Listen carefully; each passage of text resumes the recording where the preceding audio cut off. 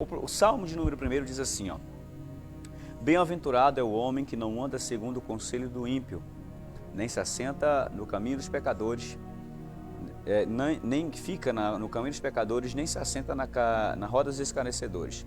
Mas o seu prazer está na lei do Senhor, e na sua lei ele medita de dia e de noite. E ele será como uma árvore plantada junto aos rios de água, que produzem seu fruto em sua estação. Sua folha também não murchará, e tudo aquilo que ele fizer prosperará. Os ímpios não são assim, mas são como a palha que o vento lança para longe. Portanto, os ímpios não ficarão de pé no juízo, nem pecadores na congregação dos justos. Porque o Senhor conhece o caminho dos justos, mas o caminho dos ímpios perecerá. Bom, os primeiros versículos que nós lemos durante a semana passada dizem respeito ao comportamento do cristão com relação às suas companhias. Em primeiro lugar, o texto diz o seguinte: é bem-aventurado o que não anda segundo o conselho do ímpio. E o conselho aqui é uma direção, o conselho aqui é uma conversa recebida dentro de uma perspectiva de direção para a própria vida. O que a Bíblia está querendo dizer é que você tem que escolher bem as pessoas pelas quais você abre o seu coração. Você tem que escolher bem as pessoas das quais você abre a sua vida, você dá acesso à sua vida. E essas pessoas, elas de fato devem ser avaliadas se são pessoas maduras, se as mesmas possuem um temor a Deus, ou se as mesmas podem dar algum tipo de conselho que vai acrescentar de uma maneira espiritual à sua vida. Se você buscar ouvir conselhos de ímpios, você terá consequências ímpias na sua vida. Eu apresentei, por exemplo, vários aspectos de como as pessoas podem buscar um conselho ímpio. Isso pode trazer consequências desastrosas para a sua vida em várias áreas.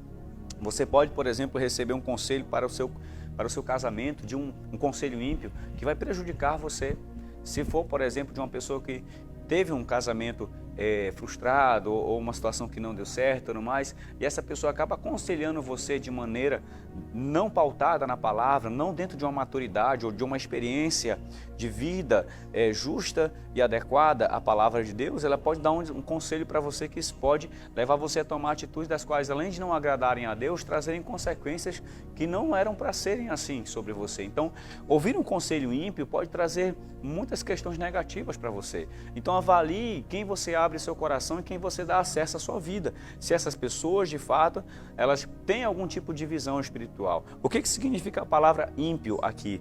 A palavra ímpio é a pessoa desprovida de piedade, né? É a pessoa que vive em impiedade, ou seja, ela não é piedosa, ela não tem temor a Deus, ela não tem dedicação ou aspecto algum relacionado a Deus. Então, se você ouve o conselho de pessoas assim, isso pode prejudicar muito a sua vida. Outra direção importante é que ele diz assim: e nem fica no caminho dos pecadores. Essa palavra ficar é parar, é se travar. O texto está querendo dizer que você pode até mesmo cair, tropeçar, mas você não pode parar e permanecer nesse erro. Você não pode travar a sua vida nesse estado de vida, porque não é a vontade de Deus para você. Eu quero declarar, por exemplo, que um erro, uma crise, não é o seu lugar ou a sua morada. Você pode tropeçar ou cair, mas Deus não quer que você fique caído. Deus não quer que você fique nesse estado de erro ou até mesmo de consequências negativas na sua vida. Você errou, você tropeçou, você pecou. Levante sua cabeça, peça perdão a Deus, se volte para Ele, que é rico em misericórdia para perdoar. A Bíblia diz, por exemplo, que aquele que diz que não tem pecado, ele está mentindo. Mas se confessarmos os nossos pecados a Deus, Ele é fiel e justo para nos perdoar de toda injustiça. Então a graça de Deus está disponível para remodelar, reconstruir e restaurar a sua vida. Basta você querer e atravessar a ponte do arrependimento e permitir com que Deus possa restaurar cada aspecto do seu ser. Entenda isso. Verdadeiramente, você pode até tropeçar ou cair, mas não fique nesse estado. A caverna não é a sua morada. O momento que você está atravessando é só um estágio, não é o seu lugar. Vai vir vitória de Deus para você, amém? Creia nisso. O ponto seguinte é sobre os escarnecedores.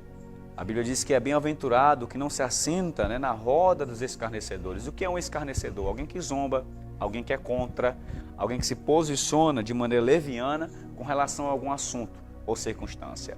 Então o texto está querendo dizer que você será bem-aventurado se você não participar daquilo que é contrário à vontade de Deus a você, seja dentro dos princípios ou daquilo que está ligado a zombar do caminho do Senhor, as pessoas que são contrárias a isso, certo?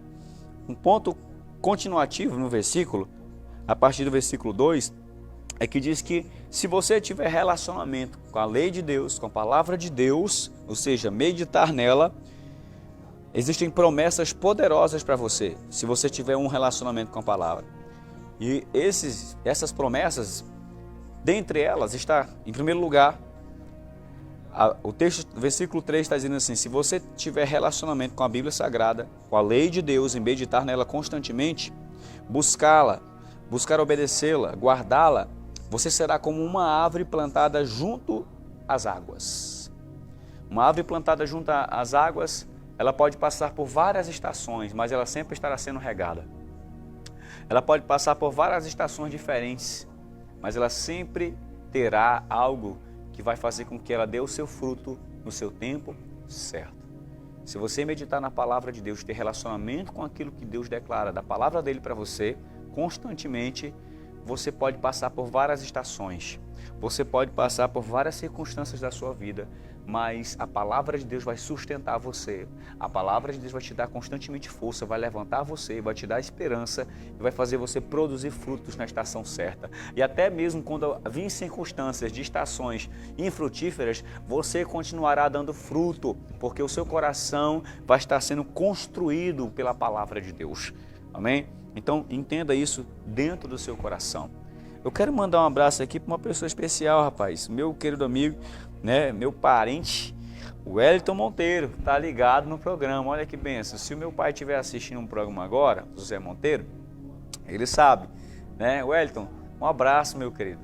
Alegria ter você aí acompanhando o programa, viu? Que Deus abençoe e estamos juntos. Espero um dia poder nos vermos, né, próximos. Aí temos essa conexão e esse momento que eu creio que Deus vai nos dar, tá bom? Um grande abraço a você, meu irmão. Continuando, o versículo de número, 3, diz assim, que se tivermos um relacionamento com a palavra, vamos ser constantemente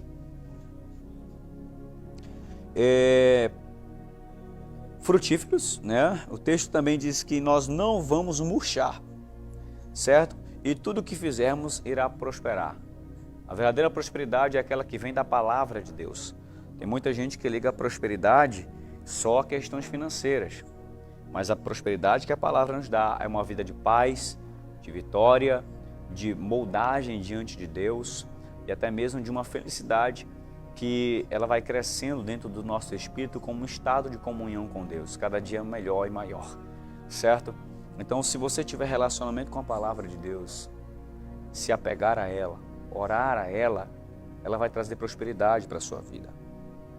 Ou a continuidade do texto, versículo 4 diz assim: os ímpios não são assim, mas são como a palha que o vento lança para longe. Olha só, a Bíblia mostra que o ímpio pode ter até mesmo uma vida confortável aqui na terra, mas a sua vida será como uma palha, que o vento, quando soprar, ela será levada, de maneira que não haverá mais lembrança, até mesmo as consequências serão eternas. Nós temos que avaliar que a vida é passageira. Muitas vezes nós somos, como a Bíblia diz, como uma folha que é levada pelo vento, como uma vela que está acesa à noite e no outro dia já não está mais. Nós temos que avaliar a passageiridade da vida e entendermos que nós fomos feitos para as coisas maiores e eternas. Charles Haddon Spurgeon diz que é tolice do homem tentar se divertir enquanto a sua eternidade está por um fio. Jesus também declarou que o que adiantará o homem ganhar o mundo inteiro e perder a sua alma?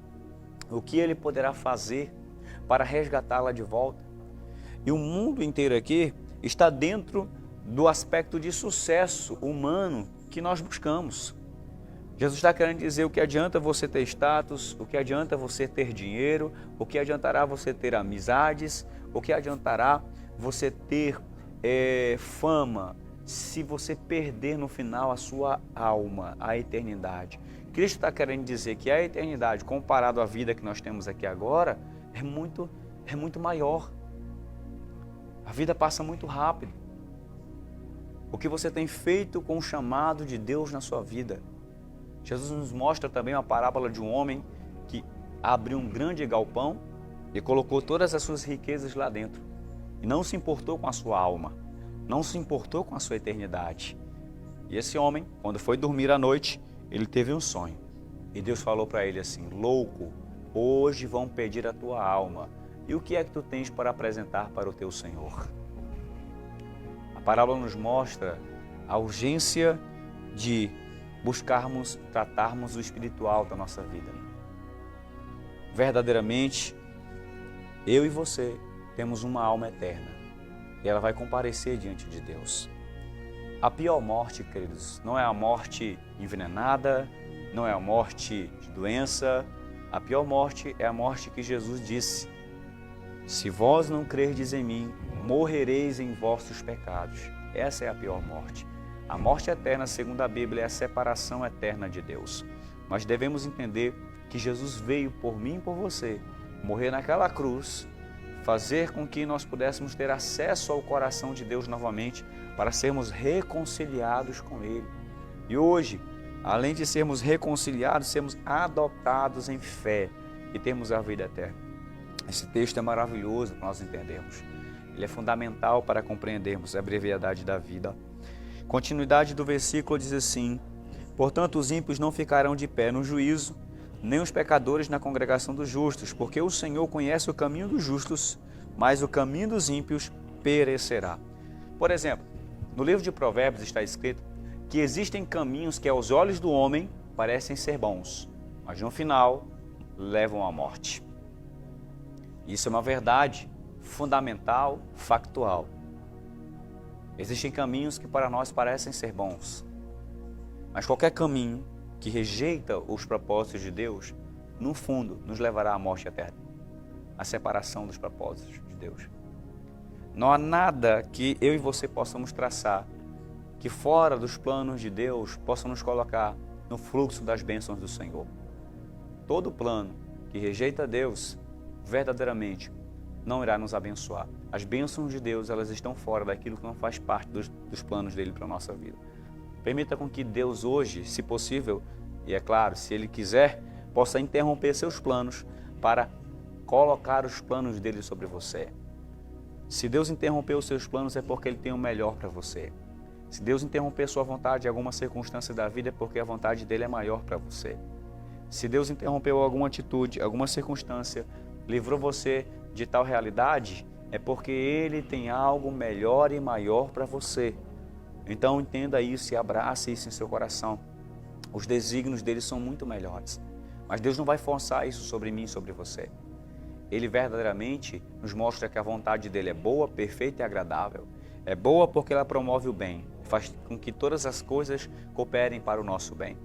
Ela é perfeita porque ela é aceitável. E ela é agradável porque vale a pena você se entregar à vontade de Deus. O lugar mais seguro da sua vida é o centro da vontade de Deus. O lugar mais seguro para você estar é o centro dos propósitos de Deus. Se você estiver dentro dos propósitos de Deus, Deus protegerá você porque Deus protege os propósitos dele. Verdadeiramente, Ele ama você e deseja conduzir você dentro de pensamentos de paz e prosperidade, como diz a Escritura. E para terminar, a Bíblia diz que Ele conhece o caminho do justo e conhece o caminho do ímpio. Deus conhece o seu coração e o meu. E não há nada que possa estar fugido de fato dos seus olhos. Ninguém pode fugir daquele que nos ama. Existe uma história de um garotinho que uma vez ele matou uma galinha da sua mãe. Ele estava tirando com baladeira. E aí nessa brincadeira ele acabou matando essa galinha da mãe dele. Aquele garotinho ficou assustado.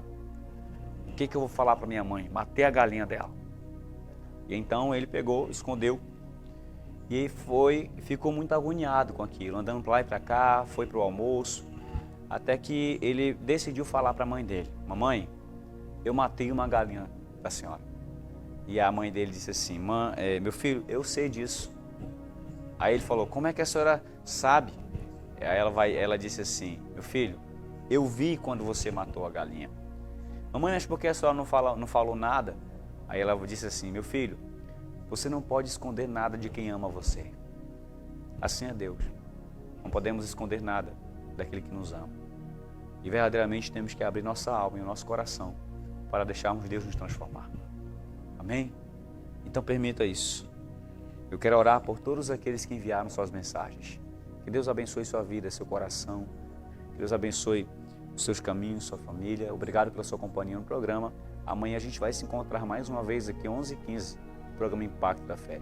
Eu conto com a sua ajuda, com o seu patrocínio, com o seu apoio, para a gente alcançar mais famílias na cidade de Tailândia. Tem muita gente. Nós já recebemos testemunhos de pessoas que iam se matar e receberam a palavra e foram transformadas pelo poder de Deus. Já recebemos testemunhos de pessoas que, na hora da oração, foram curadas, foram saradas das circunstâncias que estavam enfrentando. Já recebi mensagens de pessoas que acordaram de um jeito, mas por causa da palavra que receberam aqui no programa, redefiniram a direção da sua vida. Então aqui você pode nos ajudar a alcançar mais pessoas. Se esse programa tem tido relevância na sua vida, nos ajude, seja um patrocinador, seja um apoiador, ore por nós também e compartilhe, amém? Vamos orar? Pai, eu quero te apresentar cada pessoa que está acompanhando o programa, que o Senhor abençoe o fraco, o necessitado, o doente, o que está caído, que as tuas mãos sejam estendidas, meu Deus, sobre cada pessoa que está acompanhando o programa. Que Deus abençoe a vida dessa pessoa e levante ela poderosamente. Cure o enfermo, cure, Pai amado, aquele que está acamado agora. E, Pai, abre as portas, que a redenção alcance o perdido, a graça que transforma alcance o que está caído. E o nome do Senhor venha a ser glorificado, que rios de justiça corram sobre a cidade de Tailândia. E onde tiver uma TV ligada, Senhor, que a tua bênção alcance agora a vida dessa pessoa. Onde tiver uma pessoa conectada pelo celular, que essa pessoa venha a ser tocada pelo poder do teu Espírito. Assim eu oro e te agradeço em nome de Jesus. Amém e amém. Muito obrigado, gente querida. Obrigado pelo carinho de sempre. Amanhã, se Deus nos permitir, eu quero encontrar você aqui no Impacto da Fé, 11h15, no SBT Tailândia. Um grande abraço, fique na paz a todos e tchau.